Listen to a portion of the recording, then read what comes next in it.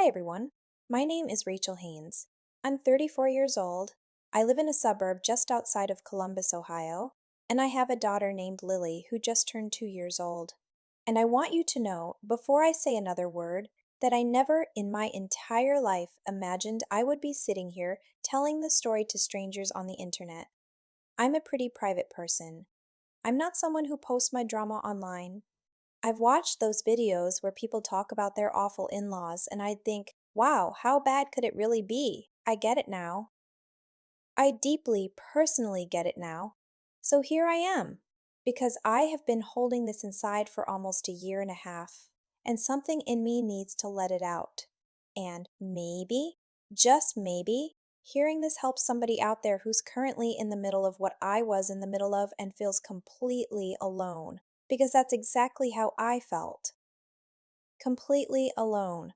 So let me start from the very beginning, because the ending of this story only makes sense if you understand exactly how it started, and I promise you, the ending is worth waiting for. Now, before I get into it, if you've ever had a mother-in-law who made you feel like an outsider in your own marriage, I need you to stay with me through this whole story, because I know the first part is going to feel painfully familiar. And I know some of you are going to be nodding along, but it gets worse before it gets better, and then it gets so much better. In the most unexpected, most satisfying, most jaw-dropping way I could have never scripted in my wildest imagination. Okay, let's go. I met Marcus when I was 27 years old. He was introduced to me at a birthday dinner through mutual friends. He was tall, patient, funny in that understated way where he'd say something dry and then look at you to see if you caught it. We talked for 4 hours that first night. By the end of the evening, I already knew his middle name, his complicated feelings about his college major, his dream of one day restoring an old house, and the name of the stray cat he'd started feeding outside his apartment. I was gone. We dated for 2 years and then got engaged. We got married when I was 30. And those early years, before Lily, before everything that came after, were genuinely good. Marcus was a good partner, attentive, communicative, kind. He wasn't perfect, but he was trying, and that counts for a lot. The thing about Marcus was that he had been raised in a very specific way. His mother, Sandra, was the kind of woman who could walk into any room and immediately become the center of it without raising her voice. She was elegant, always put together. Pearls, pressed blouses. A car that was always freshly cleaned. She hosted beautiful dinner parties. She organized the family holidays with military precision. She remembered everyone's birthday and sent handwritten cards. And she controlled everything. Not in a dramatic way. Not loudly. Sandra's control was the kind you didn't notice until it had already shaped every corner of the room. She controlled through questions that were really judgments, through silence that was really disapproval, through helpfulness that was really ownership. The first time I met her, we hugged hello at Marcus's parents' house. She pulled back from the hug and looked at me, really looked, from head to toe in maybe 2 seconds, and smiled and said, "Oh, Marcus told me you were in graphic design. How creative." And then she turned to her son and said, "Honey, come help me in the kitchen." That was it. That was how it started. I stood in her living room, met for 60 seconds, and already understood I was being filed. I was being categorized. And whatever box Sandra had put me in, it was not the box she'd imagined for her son. Over the next couple of years, the comments were constant. Low and steady, like water dripping on stone. She didn't think my career was stable. She once asked Marcus, in front of me at dinner, whether I had a retirement plan. Given the freelance nature of your work, I worked for a mid-sized design firm. I wasn't freelancing. She rearranged our kitchen the first time she came to our apartment after Marcus and I moved in together. She said the flow was inefficient. She put the coffee mugs on a different shelf. I moved them back when she left. The next time she visited, she moved them again. She texted Marcus every single morning. Long, involved texts about her day that functioned less like communication and more like a leash. Marcus answered them because he had always answered them. It had never occurred to him not to. When I gently, very gently, raised the idea that maybe the constant contact was a little much, Marcus got quiet and said, "She's just trying to stay connected. She loves me." And I dropped it. Because I loved him, and I could see that this was a wound in him, not a flaw. She had made him need her approval and then made him afraid to question it. I want to be clear. I tried for years to have a real relationship with Sandra. Years. I brought her flowers when she was sick. I asked her advice about recipes she had mentioned. I told Marcus to make time for her even when our own schedule was packed. I was trying.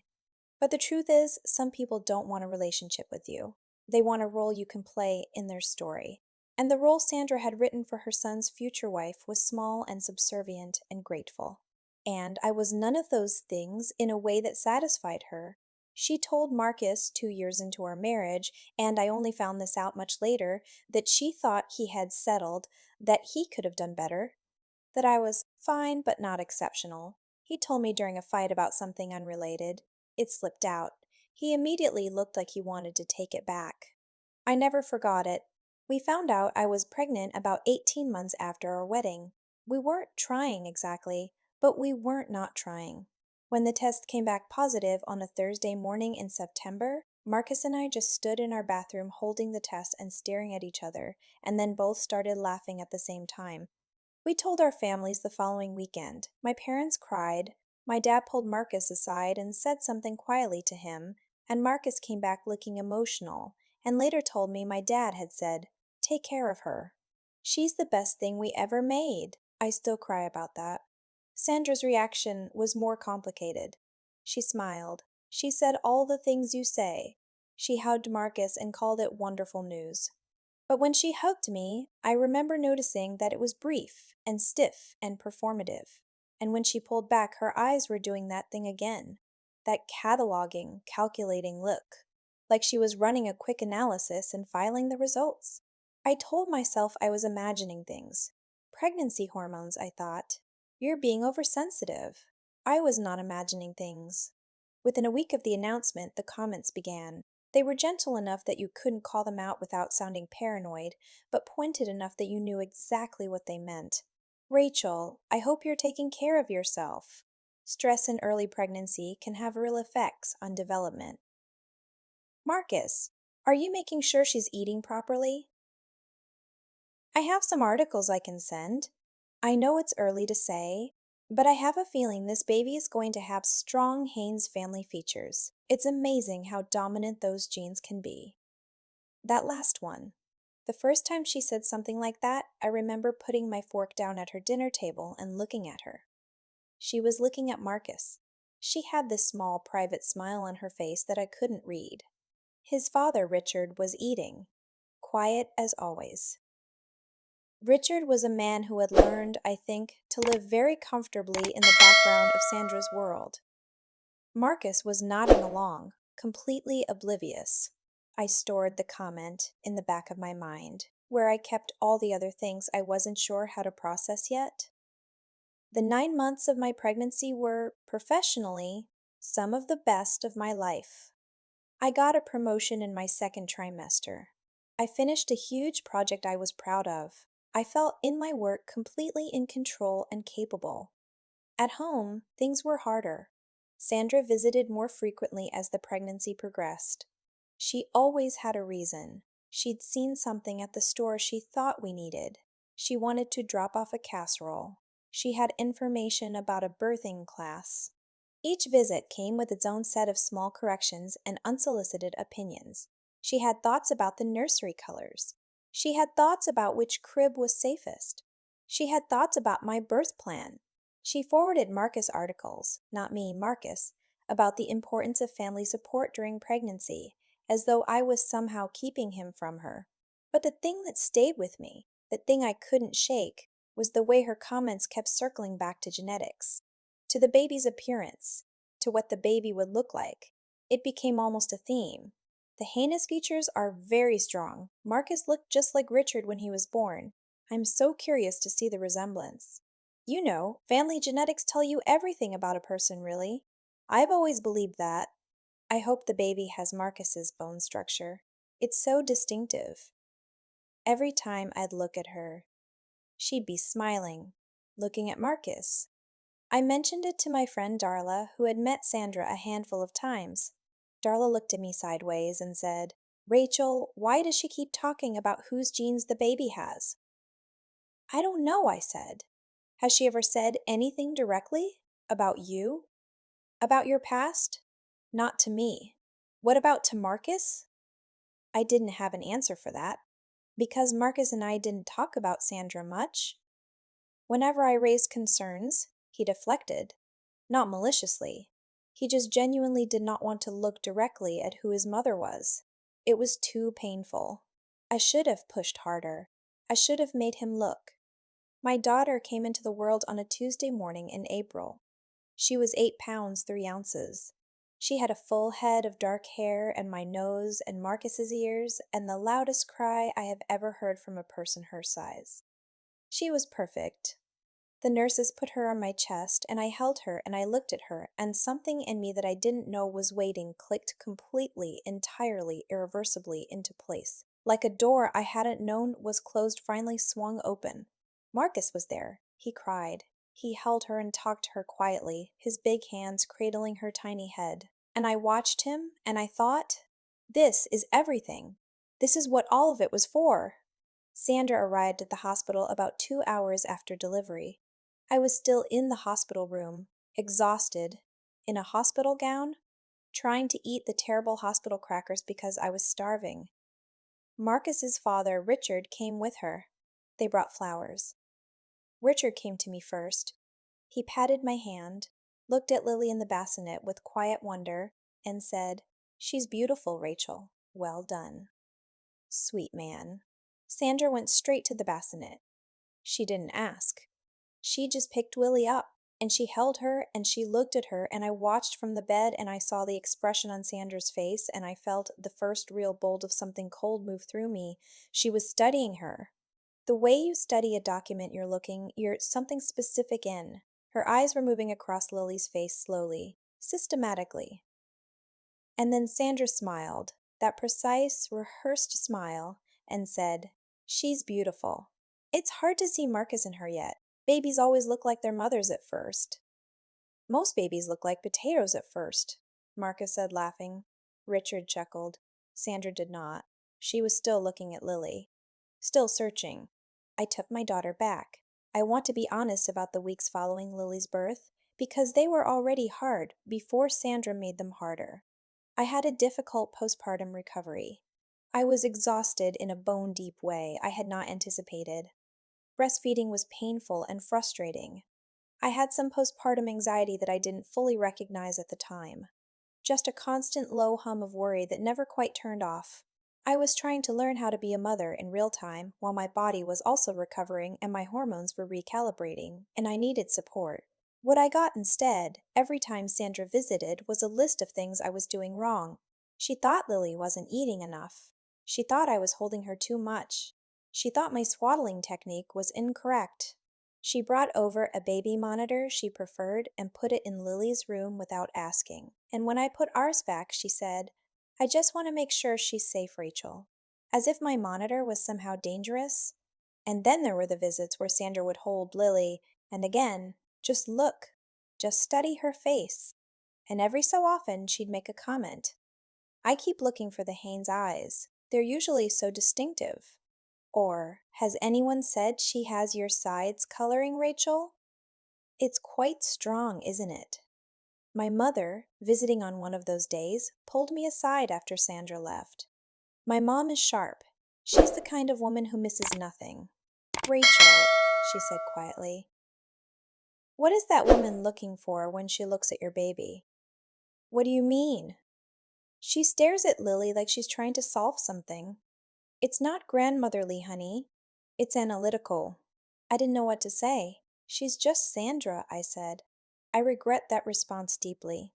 Because what I didn't know yet, what I only found out months later in pieces, from Marcus himself and then from his sister Claire, was that Sandra had been running a very deliberate campaign in the background. She'd been calling Marcus. More than usual. Long calls that I often wasn't aware of because they happened during his commute or at lunch. And in those calls, she'd been asking questions. Questions about me, about my past, about specific friendships I'd had before Marcus and I were serious.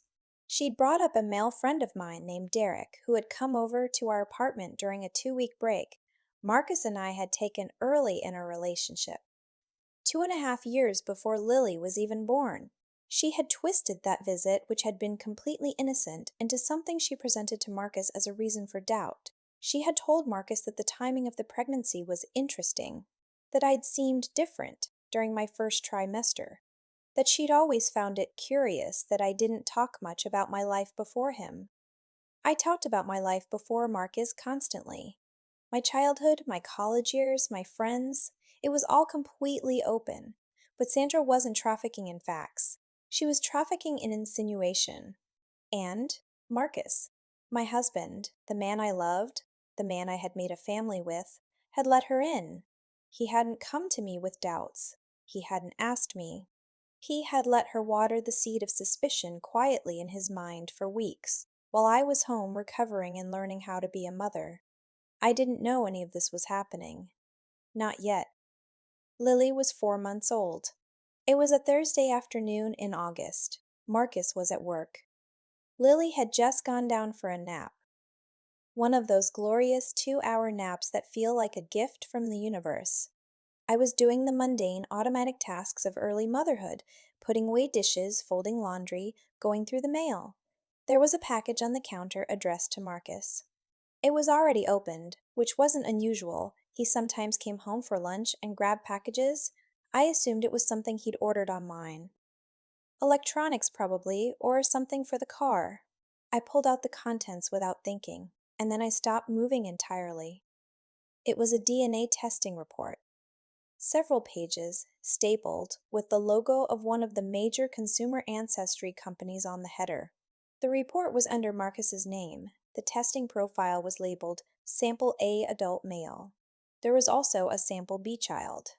The cover letter indicated that both samples had been submitted together for a biological relationship analysis. My daughter was 4 months old. I stood in my kitchen in my sweatpants holding these papers, and I felt the specific sensation of the ground dropping out from under my feet. It's not a metaphor. It physically felt like the floor had disappeared. My legs went weak and I sat down on the tile floor without fully deciding to. I read the results. Probability of paternity, 99.97%. Marcus Haynes confirmed as biological father of Sample B. Of course. Of course he was. But that wasn't the point. The point was that someone had submitted this. Someone had collected a cheek swab from my 4-month-old daughter, without my knowledge, without my consent, and submitted it alongside my husband's DNA to prove or disprove whether he was her father. I looked at the invoice attached to the back of the report. The kit had been ordered online and shipped to our address. The billing name was Sandra Haynes. I called Darla. I could barely get the words out. She was at my house within 20 minutes. She sat on the kitchen floor with me and read the papers herself. She was quiet for a long time. "Okay," she said finally. "So Sandra ordered this. But Marcus opened it." "Yes." "And he hasn't said anything to you?" "No, Rachel." She looked at me. "When do you think this arrived?" I looked at the shipping date. It had arrived 12 days ago. 12 days. My husband had known for 12 days that his mother had secretly obtained a DNA sample from our infant daughter and submitted it for a paternity test, and he had said nothing. Darla looked at the report again, and then she said something that shifted the entire direction of everything. "Wait! Look at this! It's not just a paternity test." She pointed to a section I had glossed over in my initial shock. It was the Ancestry Match section, common in these consumer DNA kits. When you submit a sample to a database, the service automatically cross-references it against other users' profiles and flags potential biological relatives. "Look at this," Darla said, pointing to a flag on Marcus's profile. "A close family match. Confidence level, 99.8%. A user whose profile said, searching for biological family. Mother's name was Patricia. Looking for connections to Columbus, Ohio area. I read the line twice. Who is Patricia? I said out loud. Darla looked at me slowly. I don't know, but I'm going to find out. I want to pause here and just let you sit in the specific horror of realizing that the person who came after you, the person who tried to expose you, accidentally exposed herself in the process. Because that is exactly what was happening. And I didn't fully understand it yet, but I was about to. Darla spent 48 hours doing what Darla does, which is research with the intensity of someone who should have been a private detective. She went through old newspapers, genealogy forums, public records, and a combination of social media searches that I probably shouldn't describe in detail. What she found was this. A woman named Patricia Southey had lived in the Columbus area in the late 1980s. She had been involved, briefly, with a man whose name she never publicly disclosed. In 1989, Patricia gave birth to a son alone.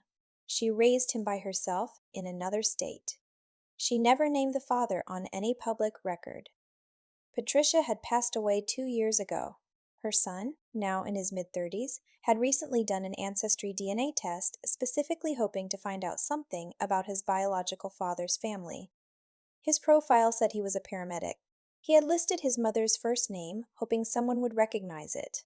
And the DNA said he was Marcus's half-brother, same paternal line. Not the paternal line of Richard Haynes, the man Marcus had grown up with. Not Richard's DNA. Someone else's. Darla called me and said, Rachel, I think Sandra had an affair. I think Sandra had an affair in the late 80s, got pregnant. And Marcus is not Richard's biological son. I sat down very slowly on the couch. Are you absolutely sure? I said. The DNA doesn't have a motive, she said. It's just math. I held this information for a full week before I said a word to Marcus. I know some people would have gone straight to him. But I needed to be certain. I needed Darla to go back through everything again, twice, to make sure we weren't misreading something. I needed to not blow up my husband's entire understanding of his own identity based on a theory.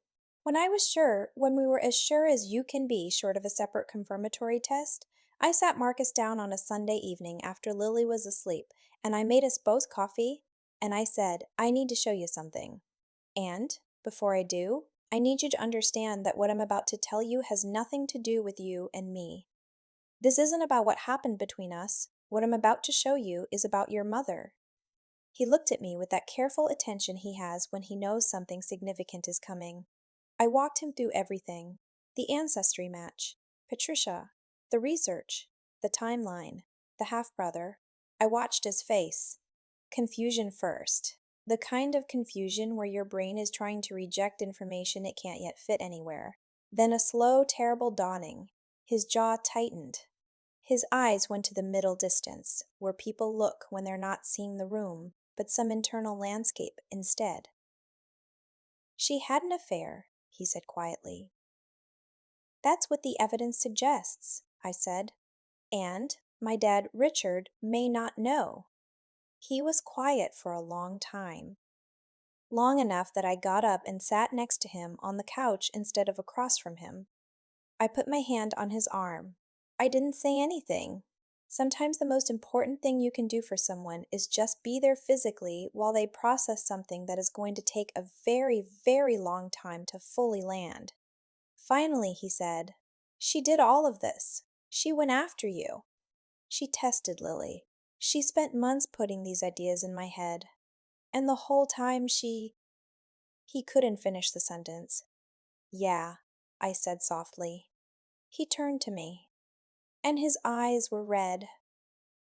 Rachel, what she put you through, what she almost did to us. I know, I said. I'm so sorry. I'm so unbelievably sorry. He meant it. He meant all of it. And in that moment, and this is going to sound complicated, I held both things at once. I held the grief for what he had done, what he had allowed, the months of doubt he had nursed without telling me. And I held the compassion for a man whose world had just been destroyed by the very person who claimed to love him most. I held both. I stayed. I let 48 hours pass after telling Marcus before I reached out to Sandra directly. I did this deliberately. I wanted Marcus to have some time to process, and I wanted to go into that conversation grounded. I called Sandra and asked to meet, just the two of us. I kept my voice neutral. She agreed, quickly, with that almost eager quality she had when she thought she was being consulted. We met at her house, her territory. I chose that deliberately, actually. I wanted her to feel safe. I wanted her to feel like she had the home court advantage. I wanted her comfortable enough to be honest. She had tea laid out when I arrived. Fine china, a plate of almond biscuits. She was wearing a cream-colored blouse and pearls, and she smiled at me like I was a neighbor who had dropped by unexpectedly but pleasantly. "It's so nice to get some time, just us," she said, pouring tea. I let her pour. I let her arrange the cups. I let her feel all of that control, and then I said, "I found the DNA kit, Sandra." The pouring stopped for just one beat, then continued. She didn't look up. "The paternity test. I found it. I have the invoice. I know you ordered it, had it sent to our house, and I know Marcus opened it and saw the results before I did." She set the teapot down. She arranged her hands in her lap. She looked at me with an expression that was carefully composed and entirely false. "Rachel, I think you might be being a little—" "I'm not being anything," I said, calmly, completely calmly. "I'm telling you what I know. You tested my daughter without my consent. You spent months filing my husband's head with doubts about my fidelity based on nothing. You did this deliberately and secretly. And I'm here because I believe in giving people the opportunity to say something true before consequences happen." Something shifted in her eyes. A recalibration. "I was protecting my son," she said finally. Her voice was cooler now. The warmth had dropped. "From what, Sandra? From what exactly? From a marriage that, by every measure, was working? From a daughter who was clearly and without any doubt his child? From a wife who has done nothing but try to be accepted by you for 6 years?" She looked at me steadily. "You've always had male friends that made me uncomfortable. Your history before Marcus, my history before Marcus is none of your business. And it has nothing to do with my daughter." I kept my voice even. "But here's the thing, Sandra. DNA testing is an interesting tool. Because you opened the door to it. You brought DNA testing into this family. And once that door is open, you can't always control what comes through it." I said it carefully. I watched her face. Something flickered. Something quick and involuntary that she immediately suppressed. But I saw it. "Think about it," I said. I stood up. "And think about whether you'd like to tell Marcus the truth yourself, or whether you'd like him to find it a different way." I picked up my purse. I straightened my jacket. "Thank you for the tea," I said, and I walked out. Marcus confronted his mother 3 days later. He went alone. I stayed home with Lily because I thought she deserved the privacy of that conversation with her son. He told me every word afterward, sitting at the kitchen table with his hands racked around a mug of coffee that had long gone cold. She denied it. Of course she denied it. She said the ancestry match was an error. Said those databases made mistakes all the time. Said it was probably a distant cousin misidentified by the algorithm. She was measured. She was confident. She had had years of practice saying untrue things with total conviction. Marcus slid the printed research across her dining room table. Darla's findings, the documentation, the timeline. Sandra looked at it for a long time without speaking. Then she looked up at her son, and something in her face, something that had held rigid for 3.5 decades, began to crack. She cried. She tried to explain.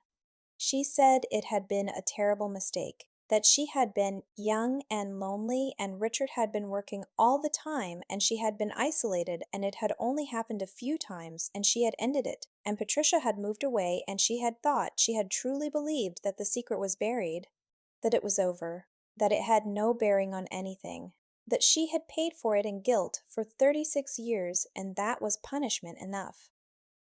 And Daniel, Marcus said, that was the name on the ancestry profile. You just left him. You left a son. He wasn't.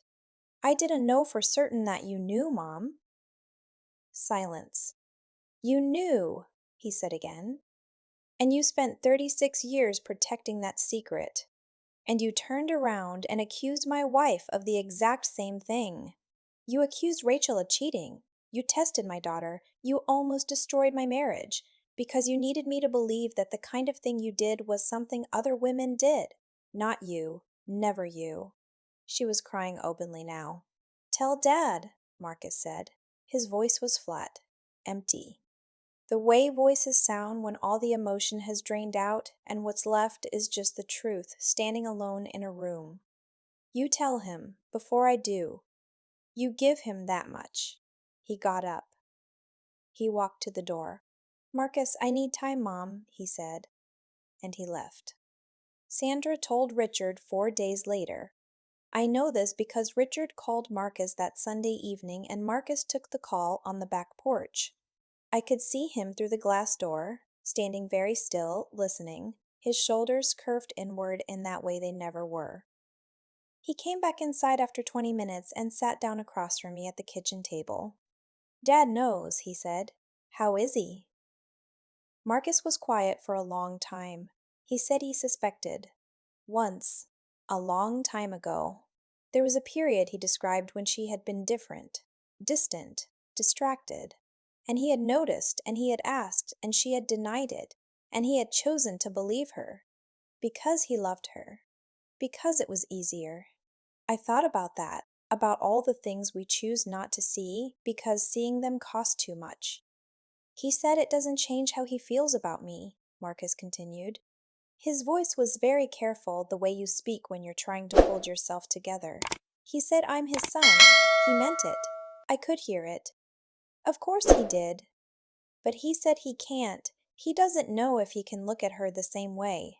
Knowing that she knew, that she let him raise a child that wasn't his and never told him, and then went after you. He stopped. His throat moved. He's devastated, Rachel. My dad, I've never heard him like that. He never cries. And he was crying on the phone. I reached across the table and put my hand over his. He flicked his hand over and held mine. We sat like that for a long time without speaking. Because sometimes the most honest thing you can do is sit in the wreckage together and not pretend it's something other than what it is. About 2 months after all of this came out, after the first shockwaves had begun to settle into something slower and more permanent, Marcus reached out to Daniel through the Ancestry platform. I was nervous about it, honestly. Not because I thought it was wrong, but because Marcus was still so raw, still processing so much, and I didn't know what adding another layer of complexity would do to him. But Marcus was the one who brought it up. One evening he said, I keep thinking about Daniel. He didn't ask for any of this either. He grew up without a father because my mother walked away. He just wanted to know where he came from. What do you want to do? I asked. I want to reach out. Is that okay with you?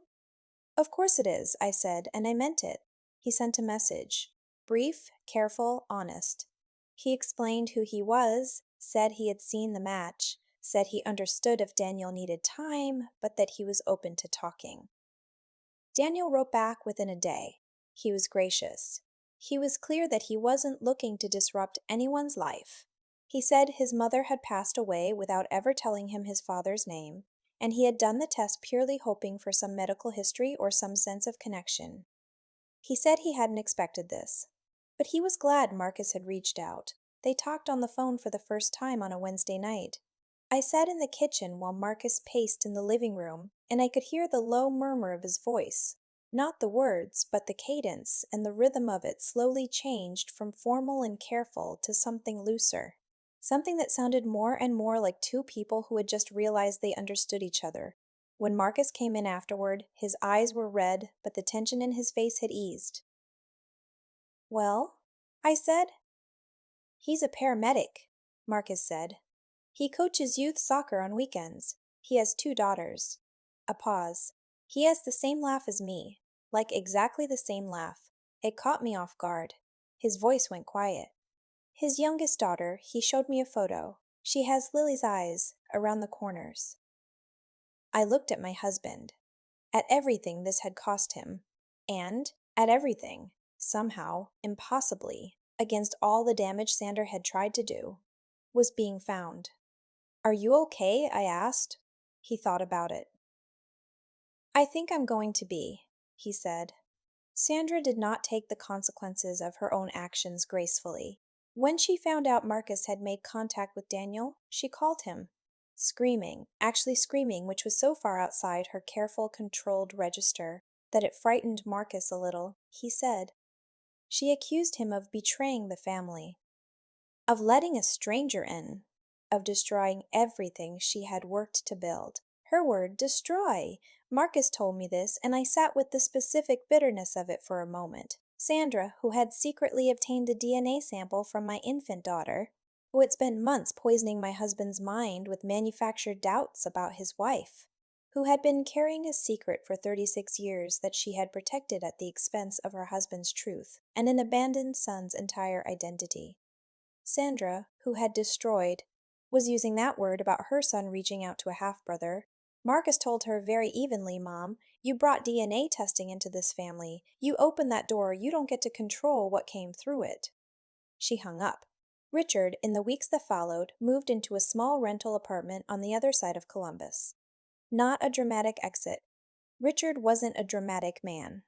He just quietly packed some things and quietly moved out, and the house that Sandra had controlled so completely for 35 years became something she rattled around in alone. I heard through Marcus and then through Claire, his sister, who had always been quieter and more observant than Sandra would have liked, that Sandra told her version of events to anyone who would listen in their extended circle. Her version, naturally, was somewhat revised. In Sandra's version, I had found something private and weaponized it. In Sandra's version, I was the one who had blown the family apart. Claire called me directly after one of those conversations and said, I want you to know I told her exactly what I thought of that version. Don't worry about what she's telling people, Rachel. The people who matter know the truth. I thanked her. I meant it. Marcus and I went to couples counseling. I want to be honest about that because I think there's a version of this story where I just forgive him immediately and we sail into the sunset and everything is perfect. But that's not what happened, and I think pretending it was would be doing a disservice to anyone watching this who's dealing with real damage in a real marriage. My husband had doubted me. He had let his mother's insinuations take root. He had opened a DNA test result and known for 12 days while I was home caring for our daughter and said nothing to me. That was a betrayal. Not as dramatic as Sandra's, but it was his. And we had to deal with it directly. Our therapist, Dr. Okonkwo, was extraordinary. She was patient and direct in equal measure, and she did not let either of us off the hook. She made Marcus articulate specifically why he had let his mother's words in. Not just, she kept pushing, but what in him had been available to receive that. He had to sit with the fact that somewhere deep down, in a place he hadn't examined, he had still needed his mother's approval enough to let her shape his perception of his wife. That was painful for him to say out loud. I watched him say it, and I could see how much it cost him, and I had to sit with my own part. The years I had let Sandra's behavior go unnamed, because naming it felt like starting a fight I wasn't sure I could win. It was hard work, the kind of hard work that doesn't look dramatic from the outside, but hollows you out from the inside. And it took months, but we came through it. Not unchanged. You don't come through something like this and emerge the same people. But we came through it with something more honest between us than we'd had before, something that had been tested in a specific and awful way and had, in the end, held. Richard and Sandra are separated. It has been over a year now, and as far as I know, divorce proceedings are underway. Richard sees Marcus every other week for dinner. He's quieter than ever, but Marcus says there's something lighter in him, like a man who has finally set down something very heavy that he had been carrying for a long, long time without knowing what it was. Marcus's relationship with his mother is what I would describe as civil distance. He sees her at major holidays, briefly. He is not cruel to her, that is not who he is, but the version of him that was emotionally tethered to her, that called every week and managed her feelings and said, "That's just mom." That version is gone. He sees her clearly now, and seeing someone clearly when you have spent your whole life seeing them through the lens they wanted you to use changes things permanently. Sandra still lives in the house. She still goes to our book club. She still, I'm told, wears her pearls. She has never apologized to me. Not directly. Not genuinely. She left a voicemail once that ran for 9 minutes. The first 2 minutes were an apology. The next 7 were explanations. I deleted it. Daniel and Marcus have continued to build something. Slowly, carefully, they met in person for the first time about 3 months ago. Coffee, a few hours, no pressure. Marcus came home and said, it was weird and good and a little heartbreaking and somehow also kind of amazing. I'll take all 4 of those things. They're talking about a longer visit later in the year. I want that for Marcus. I want him to have that. And Lily. My daughter is 2 years old. She is obsessed with horses and the color yellow and a stuffed elephant she calls Bumpy. She says actually before most of her sentences in a way that somehow sounds like a tiny lawyer presenting opening arguments. She has Marcus's ears and my nose, and she is completely, entirely, without any shadow of a doubt, her father's daughter in every way that has ever mattered. She is the reason Sandra's plan failed, because the plan assumed she was something other than what she is, completely, obviously, undeniably ours. I thought a lot about what this story actually is. On the surface, it's a story about a terrible mother-in-law who did a terrible thing and got caught. And that's true. But I think it's actually a story about projection. Sandra Haynes was a woman who had done, privately, in the late 1980s, the exact thing she spent decades being terrified someone would do to her family. She had betrayed her husband. She had produced a child she could not account for. She had buried it and plastered over it with 35 years of perfect Sunday dinners and church attendance and pearl necklaces, and controlled, managed, meticulous family image. And when her son married a woman she didn't fully control, when a grandchild arrived that she couldn't categorize, her own guilt, the thing she had never dealt with, never processed, never brought into the light, turned into accusation. She aimed at me the fear she had always had about herself. That is what unprocessed guilt does. It doesn't stay still, it moves. It finds something to attach to. And in an almost poetically just turn of events, the tool she chose to destroy me with, DNA, was the tool that destroyed her instead. She ordered that kit. She put those samples in that database. She opened that door. I didn't go looking for her secret. I was just standing on the other side of a door. She opened herself. To everyone watching this, if you are in a Sandra situation right now, if you are the person whose worth is being questioned by someone who can't stand seeing you take up space in their family, I want you to hear something very clearly. You do not have to prove yourself to people who have already decided they don't want to see your worth. Your value is not determined by their willingness to recognize it. Stay in your truth. Stay calm. Do the work that is yours to do, and let their own choices be what they are. Because sometimes, not always, I won't promise always, but sometimes people who come for you with weapons end up standing in the wound those weapons made themselves. Sandra didn't fall because I pushed her. She fell because she ran at me and tripped over the 36-year-old secret she'd been dragging behind her the whole time. I was just the mirror. Thank you so much for listening to my entire story. I know it was long. I know there were parts that were hard to sit with. Thank you for staying until the end, because the end was the part I needed you to hear. If any piece of this hit close to home, if you've ever been the one accused without cause, doubted without evidence, Made to feel like you needed to earn your place in someone else's family? Please tell me in the comments. I read every single one. I respond when I can. You are not alone in this. And if you think I handled any of this wrong, if there's something you would have done differently, tell me that too. I'm not here to be perfect. I'm here to be honest. Take care of yourselves. Trust the truth. It always, always finds a way out.